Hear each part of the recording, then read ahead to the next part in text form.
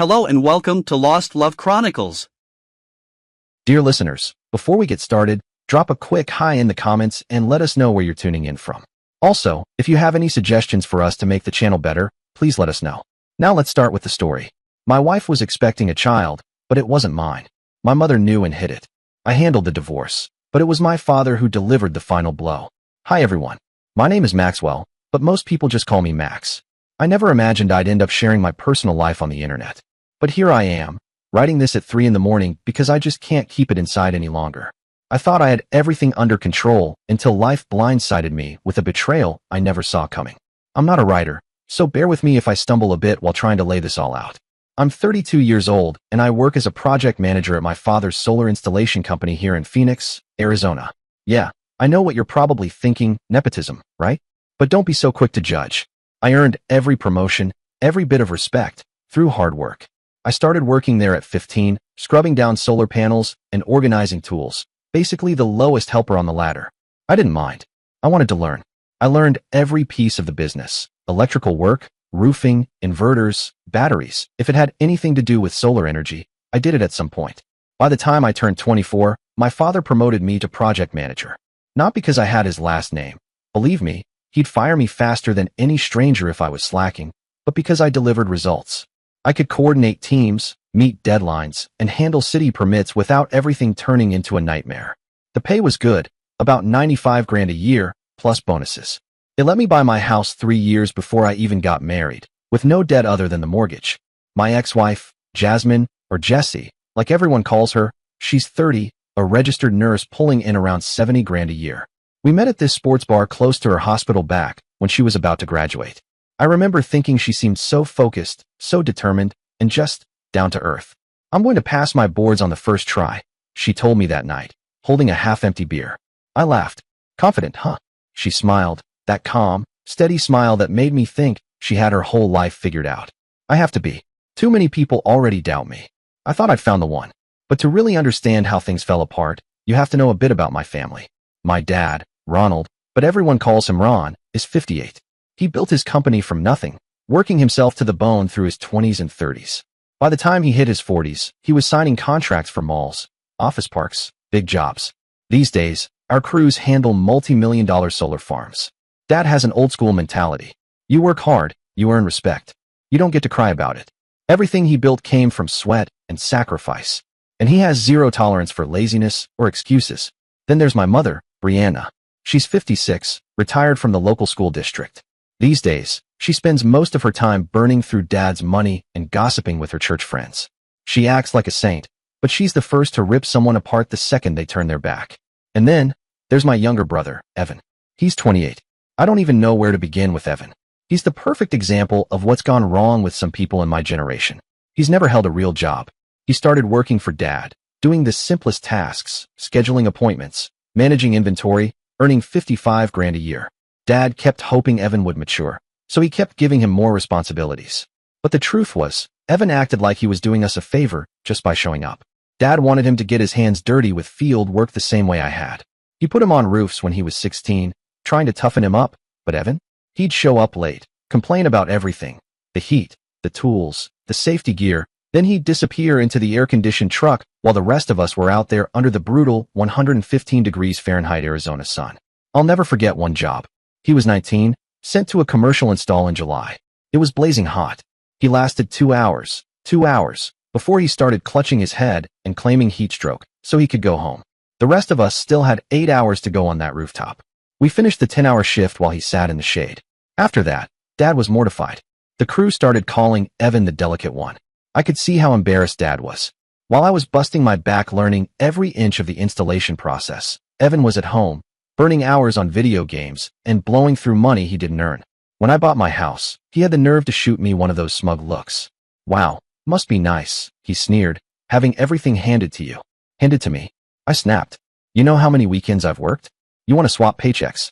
He just smirked and went back to scrolling on his phone. Then when Dad promoted me to project manager, Evan couldn't resist. Oh sure, he muttered, pure favoritism. Favoritism? As if I hadn't been sweating on rooftops since I was a kid. As if I hadn't learned every wire, every inverter code. 2 years ago, Evan dug himself into a hole. Credit cards maxed out, car payments he couldn't keep up with, the classic living beyond your means routine. Dad, trying to help, loaned him 20 grand on a 2-year repayment plan. 3 payments in, Evan's excuses started. Dad, I'm short this month, I'll catch up next time. Work's been slow, you know how it is. But the worst part? He was driving around in a leased BMW that cost more than most people's rent, strutting around in designer clothes like he was some hotshot. He'd tell anyone who listened he was basically an executive, when really he was pushing paper and answering phones. And Mom, she acted like he was a hero just for showing up 5 days in a row. Maxwell, she'd tell me, be more supportive of your brother. At least he's working. Yeah. Meanwhile, I was closing an $800,000 commercial contract. But sure, let's throw a parade for Evan because he managed to set his alarm clock. Looking back, I should have seen it coming.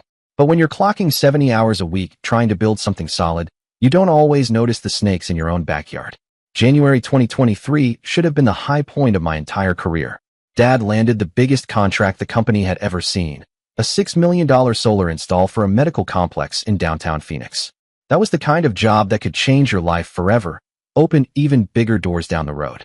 Dad looked me right in the eye and said, Max, this one's yours. Don't screw it up. I nodded. I won't. The demands were insane. Medical grade standards, daily inspections, absolutely zero tolerance for errors or delays. On top of that, it was an active hospital. Any electrical failure could literally put lives on the line. I practically moved onto the job site. 12-hour days, even weekends. There were times I'd pull in at 6 a.m. and drag myself home at 10 p.m. The technical side was no joke, either. A hospital needs redundancy, backups on top of backups. We installed the primary solar arrays on the roof, with backup systems on the ground. Every inverter had to meet medical-grade standards, and the batteries had to tie directly into the emergency power systems. It was precision engineering, and everything had to be absolutely flawless. At first, Jessie understood. She'd even come by sometimes, still in her scrubs, with a takeout container from the only place open at that hour. I figured you wouldn't eat otherwise, she said, pressing the warm box into my hands. Thanks, I told her, rubbing my forehead, exhausted but grateful. She'd smile softly, trying to hide how tired she was herself. This contract could change our future. We had a plan. Once I collected my bonus from the hospital project, we were going to pay off the house and finally start investing in rental properties. Jessie and I talked about it for months, how owning a couple of duplexes or condos could build security for our future. But while I was drowning in electrical schematics, city inspections, and impossible schedules, Jessie started going out more and more with this travel nurse named Lauren. According to her, Lauren was fun, single, and knew all the best spots in Phoenix. Come on, Max, she'd tease me one night when I was buried in the blueprint for the backup battery systems. Lauren wants to go out for tacos on Mill Avenue. You never want to do anything. I remember glancing up from the plans, eyes blurry, and saying, Babe, I'm trying to make sure a hospital doesn't lose power during surgery. Forgive me if I'm not up for margaritas tonight. She laughed it off, but the next thing I knew, she was out partying 3 times a week. Gone were our quiet movie nights, our takeout and couch routines. I should have noticed, really seen what was happening, but I was so buried in work I just assumed she was trying to fill the time, keep herself distracted while I practically lived on the job site. Then came February. That's when the first real sign slapped me across the face. Jessie had always had a stable schedule, 3 12-hour shifts, usually Tuesdays, Thursdays, and Saturdays. Everything about our lives as a couple was built around it. I knew exactly when she'd be home, when we could grab dinner together, when to plan a weekend away. But suddenly she was picking up extra shifts. Constantly. Mandatory training. She'd shrug when I asked. New protocols at the hospital. She explained another time. Then, we're short-staffed, I can't say no. Except the schedule never officially changed. She was still working Tuesdays, Thursdays, Saturdays on paper, but somehow she was gone 5, sometimes 6 days a week. Around that same time, Evan started popping by the house whenever I wasn't home. I'd come back after a 14-hour day, exhausted and barely able to see straight, and Jessie would casually say, Oh, Evan dropped off a coffee for me. Or, Evan helped me fix that door you never got around to. At first, I was relieved. I thought, okay, maybe Evan's stepping up. Maybe he's finally acting like family. Even at work, he seemed different. He started dressing sharper, button-down shirts, pressed pants, fresh haircuts. He came in on time. He even offered to work weekends. Dad was so proud, talking him up to everyone. Evan's finally growing up. Dad told me one evening when we were going over project budgets. Yeah, I nodded. It's about time. I wanted to believe it. I needed to believe it. But then, everything shifted. Jessie started picking fights. Complaining. One night, I came home after 9, bone-deep tired, just hoping to microwave dinner and zone out in front of the TV. Before I even got my boots off, she was on me. "So this is our marriage now," she snapped. Her voice was sharp enough to cut glass. "You come home, eat what I left you to reheat, and pass out." I stood there, hand on the back of a kitchen chair, still catching my breath. "Jesse, I'm working. You know this project." She cut me off. "When was the last time we actually talked, Max?" "Really talked?" I tried to keep calm, tried to reason with her, even though my brain felt like fried circuits. "It's temporary. We talked about this. We both agreed this contract would secure our financial stability for years." Her eyes burned. "I didn't get married to be a lonely woman with a ring on her finger," she fired back. "Other husbands make time for their wives. Other husbands don't treat their house like a hotel." "Jesse," I pleaded, "this is a $6 million contract. We're talking about our future." She threw her arms out in frustration. "Our future? What about our present?" "I'm 30, Max," Jesse told me that night. Arms crossed so tightly across her chest, she looked like she might snap. "I shouldn't have to beg my own husband for attention like some desperate woman." I took a deep breath, trying not to let the exhaustion boil over. "You're not begging for anything," I said, fighting to keep my voice level. "You knew exactly what this project involved when it started." "I knew it would be demanding, sure," she fired back, "but I didn't know you'd turn into a stranger who's more obsessed with solar panels than with his wife." I tried to explain, tried to make her see reason. But no matter what I said, it was like she'd already decided I was the villain. Jesse acted like I was ignoring her on purpose, when in reality, I was working my tail off to give us a better future, something stable. I did what I could to make it up to her, bringing home her favorite Thai takeout, picking up desserts she liked from that bakery near the hospital. But no matter what I did, it was never enough. In March 2023, we finally finished the hospital solar installation, ahead of schedule and $50,000 under budget. That was a win. We even got a performance bonus, which Dad was already planning to reinvest in new equipment. I hoped, that would bring everything back to normal. But by then, normal didn't even exist anymore. Even though my workload slowed down, Jesse's schedule somehow got even crazier, more extra shifts, more training, more supposed emergencies. Then April came, and it hit me like a brick in the face. I finally had time to actually look at my life, and what I saw was like realizing your favorite restaurant had been serving you cardboard all along, but you'd been too busy to taste it. The first real clue came from her morning routine. Jessie started waking up at 6 a.m. on the dot every day and racing straight to the bathroom to throw up. And it wasn't normal, mild nausea. I'm talking full-on, pale and shaking, clutching the toilet. Afterwards, she'd stand in the shower for half an hour, sometimes longer. One morning, I couldn't take it anymore. I walked into the bathroom and found her slumped over the toilet, her face white as a sheet, practically gasping. "Jessie," I said gently, kneeling down next to her. Are you pregnant?" Her reaction was like a slap. She went rigid, eyes wide, not a flicker of joy, no excitement. Just raw panic. "What? No. It's just a stomach bug," she stammered, grabbing for a tissue to wipe her mouth. "There's something going around at the hospital." That made zero sense. We'd been trying since October to have a baby. She'd gone off birth control. She'd been tracking her cycle on that app. We talked about fertile days, ovulation, everything. We were open about it. She was 3 weeks late. 3 weeks. When I pointed it out, she snapped. "Why are you tracking my period like a psycho, Max? I know how to manage my own body." That wasn't normal. Not for a couple actively trying to have a child. At the same time, my mom, Brianna, started acting strange too. Usually, she'd call the house landline, like she'd done for years. Suddenly, she was calling Jesse's cell phone directly instead, every single day. And the calls weren't quick check-ins. They were long, drawn-out, hushed conversations. I'd come home and hear her on the patio whispering into the phone. We're locked in our bedroom, door closed. I'd catch bits and pieces, things like, "You have to be careful with that," or "Make sure everything is under control." If I got too close during those hushed phone calls between Mom and Jesse, they'd end abruptly, like clockwork. That was weird, really weird, because for the past 4 years, Jesse and my mom had barely tolerated each other. Suddenly, they were having secret, half-hour-long conversations. That was enough to put me on edge. I started paying closer attention to the stories Jesse told about work, and they stopped making sense. "I worked a double shift," she'd say, breezing through the door with a huge grin, practically glowing. "Double shift?" I asked once, looking her up and down. "You look fresh. Shouldn't you be dead on your feet?" She laughed it off. I had a second wind. But she wasn't exhausted. She didn't smell like disinfectant. Her scrubs had no blood stains, nothing that looked like she'd really worked the ore.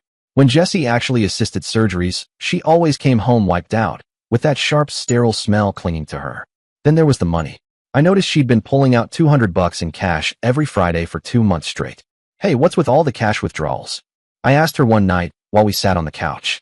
Jessie barely blinked. Going out with Lauren is expensive, Max. It's easier to use cash, so I don't overspend on the card. Something about how quickly she answered made my skin crawl. And then there was her phone. Always in her hand. Always lighting up with notifications. Her face beaming like a high school girl with a new crush. But the second I walked into the room, the screen went dark and she'd hide it away. I tried to ignore it. Tried to tell myself I was being paranoid. But the final straw hit me in mid-April.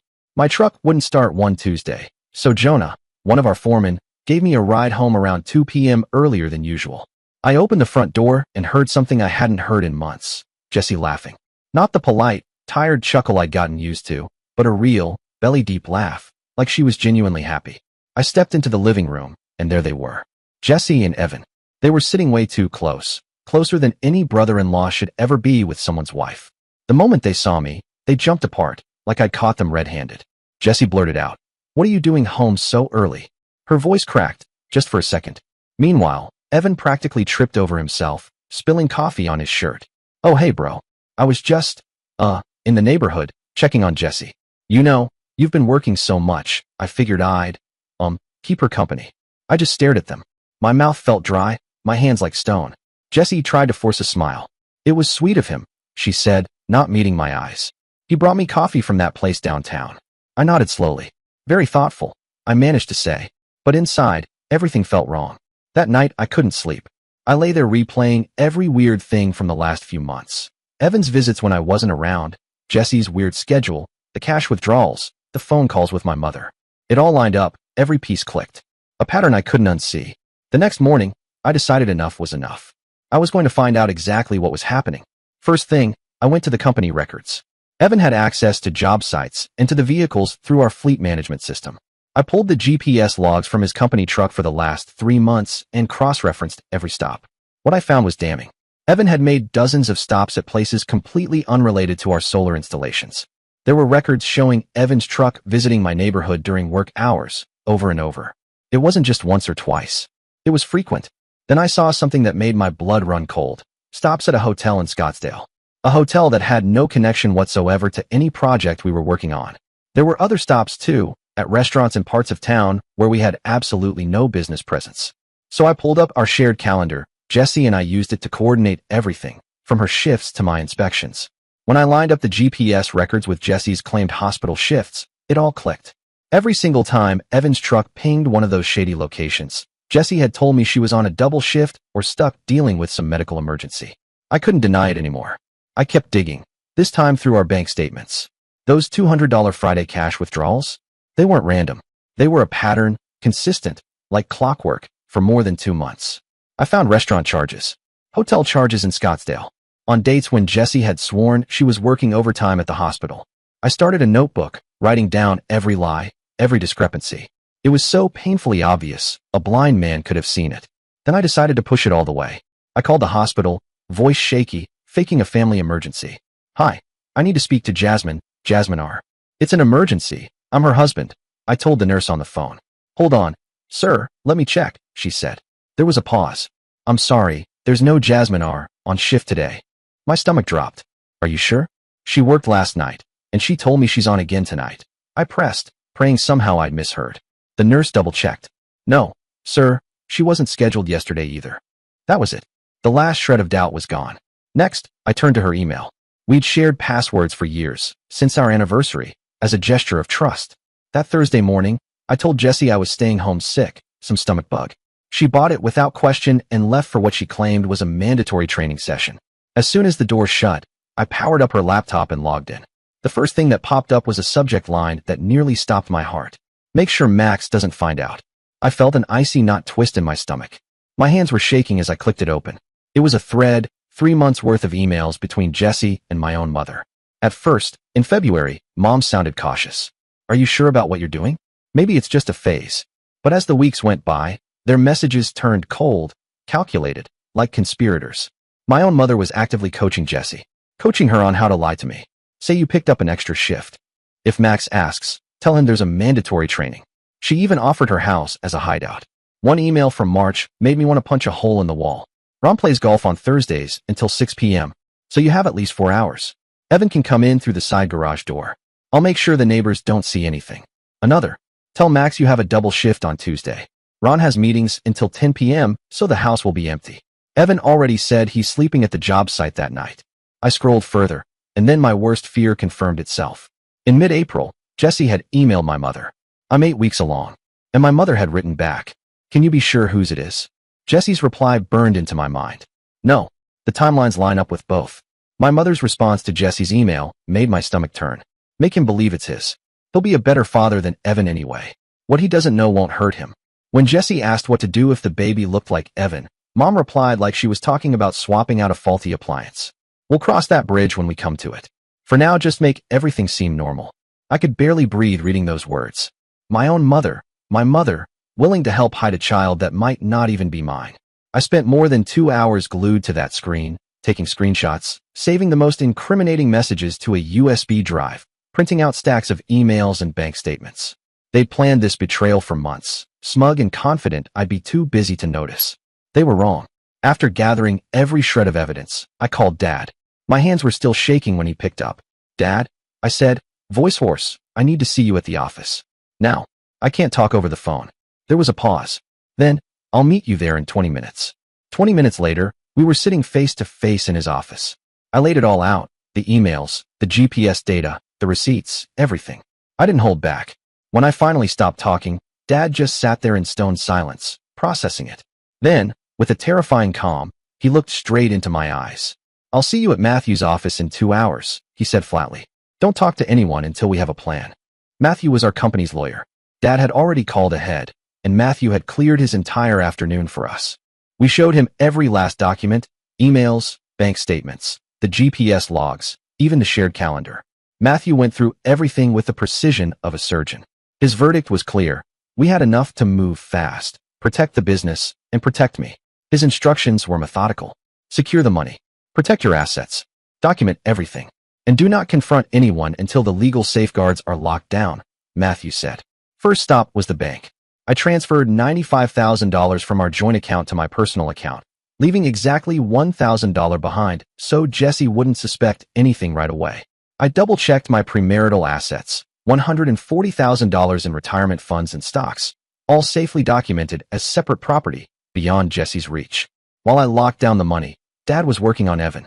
He canceled Evan's company accounts, revoked his vehicle privileges, and told Lucia at the front desk that Evan was being reassigned. His key card would stop working Monday, and the company truck would be disabled. Evan would find out the hard way. I also blocked all our joint credit cards except one with a $1,000 limit. I removed Jesse as an authorized user from my personal cards. Every move was cold, calculated, and completely above board. That night, while Jessie was in the shower, her phone lit up on the bathroom counter. I glanced over and read the preview. "Evan, can't wait for tomorrow at Mom's house. Dad's working late, so we'll be alone." Perfect. I screenshotted it and sent it straight to Matthew. More proof, in case anyone tried to spin a different story. And then, in that moment, I made my final decision. I called Dad. "Can you set up a family dinner at my house for Saturday?" I asked. He didn't even need me to explain. "Understood," Dad said, and hung up. He reached out to Mom and Evan separately, telling them it was a mandatory family dinner because I had an important announcement to make. The next day, Friday, I broke the news to Jessie. "Hey," I said as casually as I could manage, "just so you know, there's a family dinner here tomorrow night. Dad wants everyone here. It's important." Her whole body tensed up instantly. Jessie started firing off questions so fast I could barely keep track. "What kind of announcement? Why are you even planning a family dinner? You hate those. Should I cook something special? Should I get a dessert?" I kept my tone steady. I just wanted to get everyone together to share some good news. She went pale. "Good news? What kind of news?" "You'll find out Saturday," I said, refusing to crack. She looked like she was about to throw up. Saturday, April 29th, I set the dining room up like a battlefield. My place setting had a manila envelope with the divorce papers. Another envelope, meant for Dad, held the most damning printed emails. Mom, Brianna, was the first one through the door. She was all smiles, trying to play the role of perfect matriarch. "So where's Jessie?" she asked, glancing around. "What's this big news you two are going to share?" Dad just gave me a look. He didn't say a word, but I knew what he meant. "Do it." 20 minutes late, like clockwork, Evan strolled in, acting like nothing in the world could bother him. He slapped me on the shoulder with that fake grin he always used. During dinner, Jessie barely touched her plate. She just pushed food around, glancing back and forth between Evan and me like she was waiting for a bomb to go off. Mom tried to fill the silence, chatting about the neighbor's new car and some local gossip, but the tension was suffocating. Finally, when we finished eating, Dad raised his beer. "Well, son," he said with an edge in his voice. "What's this big news you wanted to share?" It was time. I took a breath and picked up the envelope, sliding it across the table to Jessie. "These are the divorce papers," I told her calmly. The room went dead silent. The only sound was the hum of the AC and a dog barking somewhere outside. Jessie went sheet white, her hands shaking so bad she nearly knocked over her water glass. "Max," she stammered, "what are you saying?" I didn't answer her. Instead, I handed the second envelope to Dad.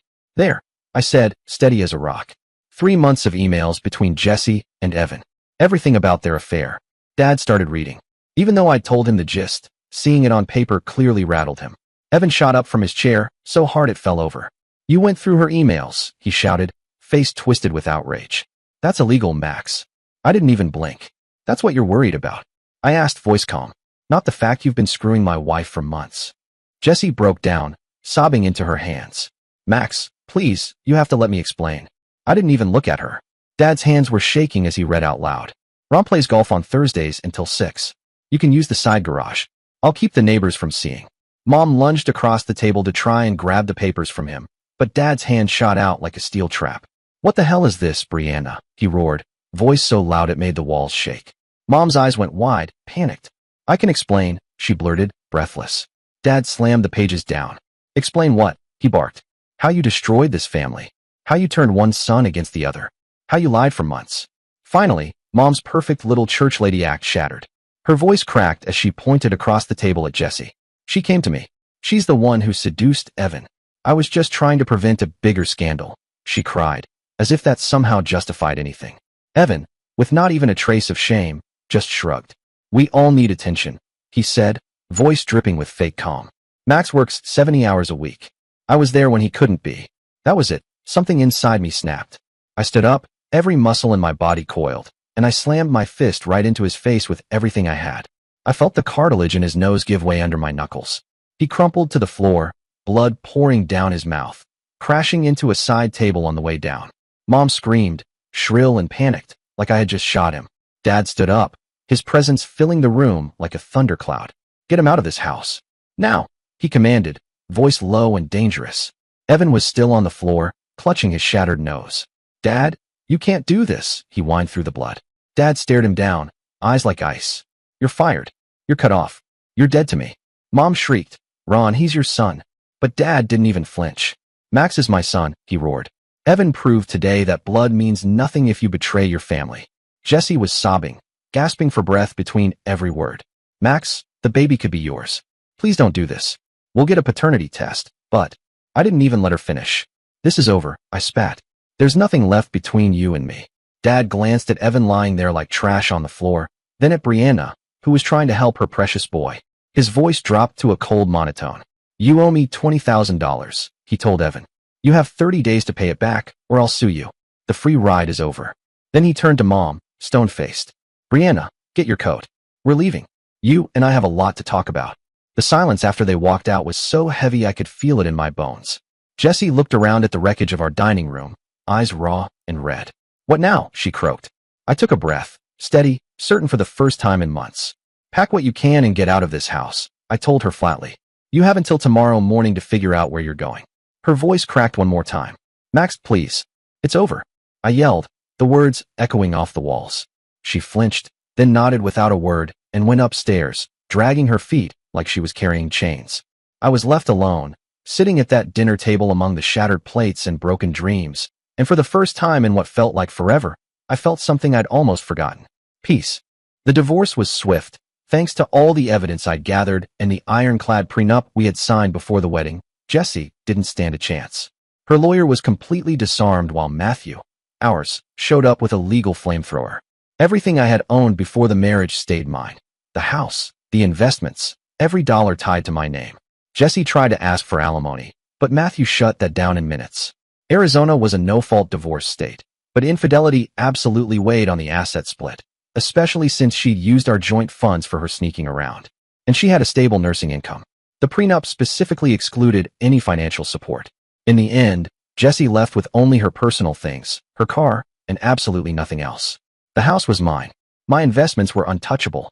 And the paternity test results? Exactly what I expected, the baby wasn't mine. Jessie ended up moving in with Lauren, the travel nurse who'd helped cover her fake shifts. But from what I heard, Lauren grew tired of the drama fast. Jessie cried non-stop, demanded attention day and night, and expected Lauren to pay for everything while she tried to cope with her single motherhood. 6 weeks later, Lauren finally had enough of Jessie's endless crying, the mood swings, the drama, and kicked her out. As for my dad, he followed through on every single threat. Evan was permanently fired and blacklisted from the company. No more cushy fake jobs, no more pretending to be an executive. But Dad didn't stop there. He made a few calls to other solar contractors around Phoenix. In this business, word travels faster than light.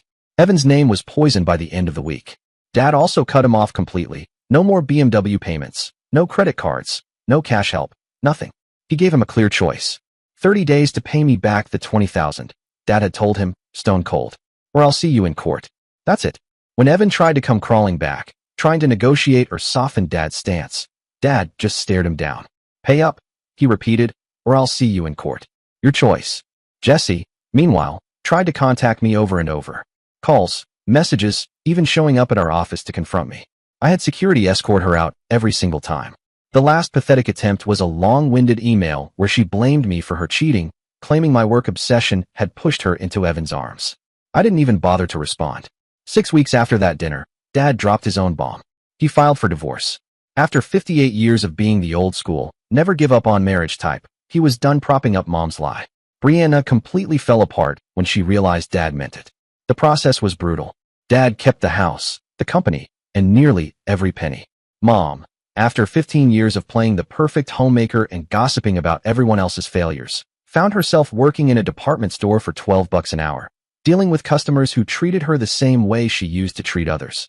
Evan ended up crashing at her tiny apartment in a pretty rough neighborhood, a far cry from the polished downtown condo and BMW he'd flaunted.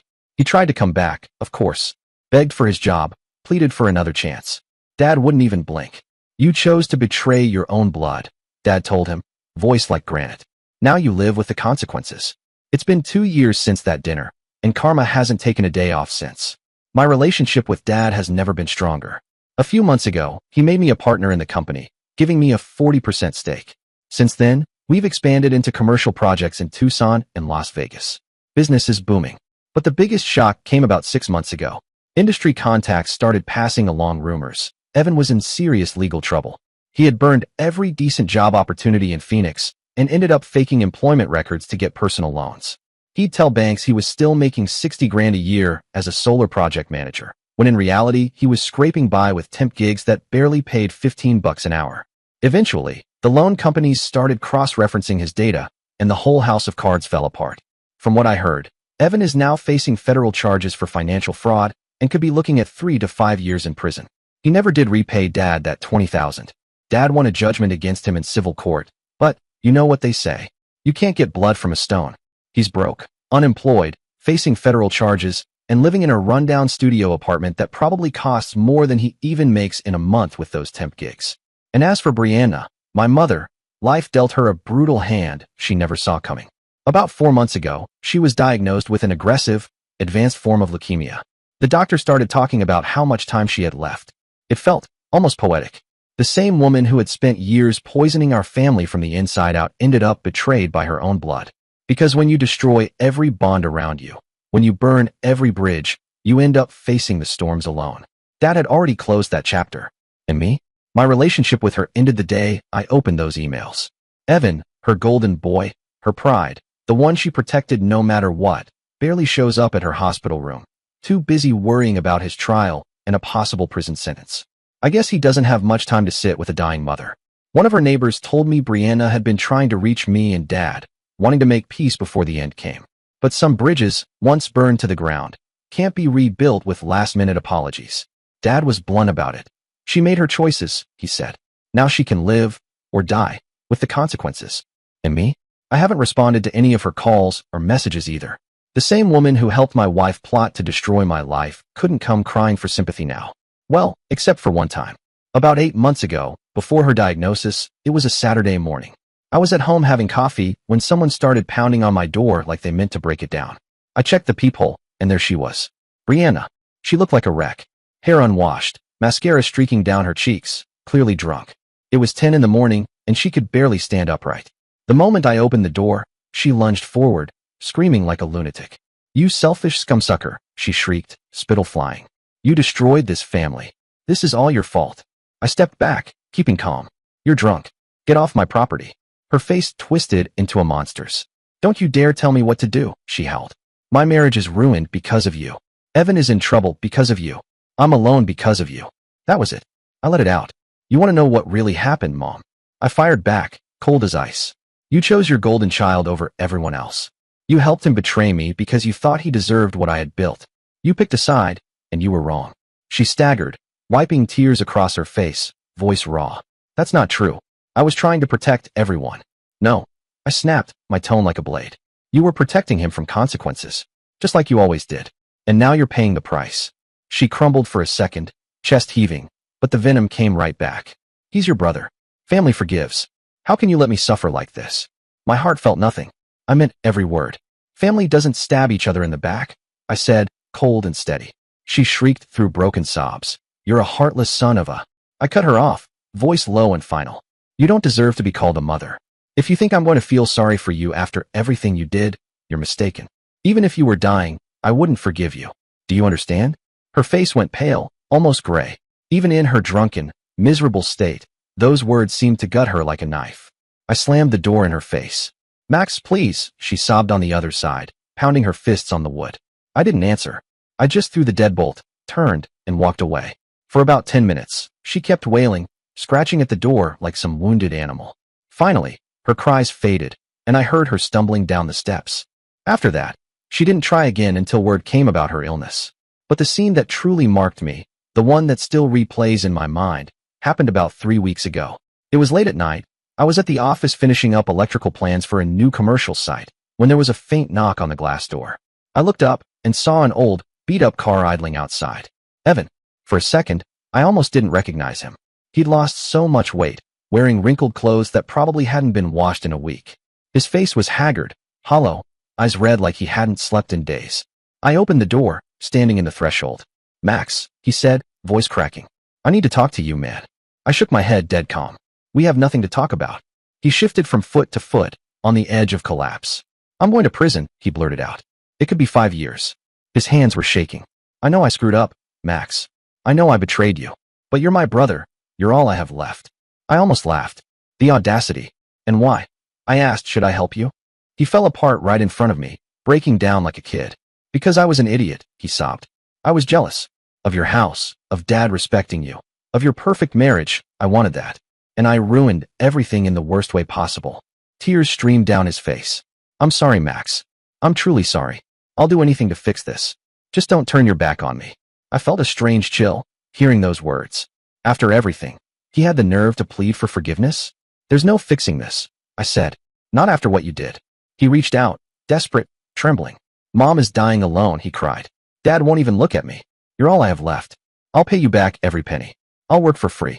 I'll sign over everything I own. Please, Max." I watched him for a long moment. That pathetic figure in front of me was not my brother anymore. I couldn't even see a piece of the kid I grew up with. "You didn't just betray me," I told him, ice in every syllable. "You tried to trick me into raising a child that wasn't mine." He wiped snot from his nose, shaking his head. "I know it was horrible. It was a mistake, but we're family, aren't we?"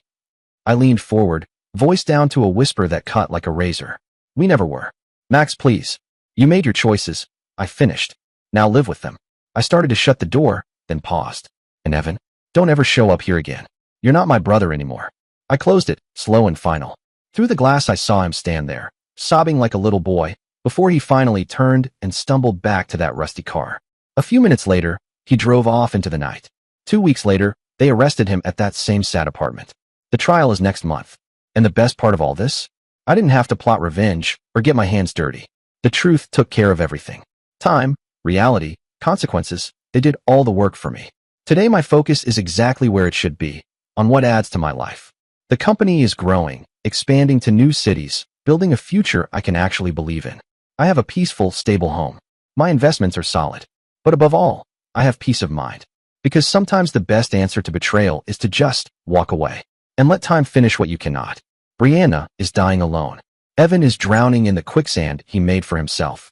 Jessie, she wakes up every day with the consequences of her choices staring her in the face. And me? I finally understood my own worth. Dear listeners, please share your thoughts in the comments section below and don't forget to like, share, and subscribe.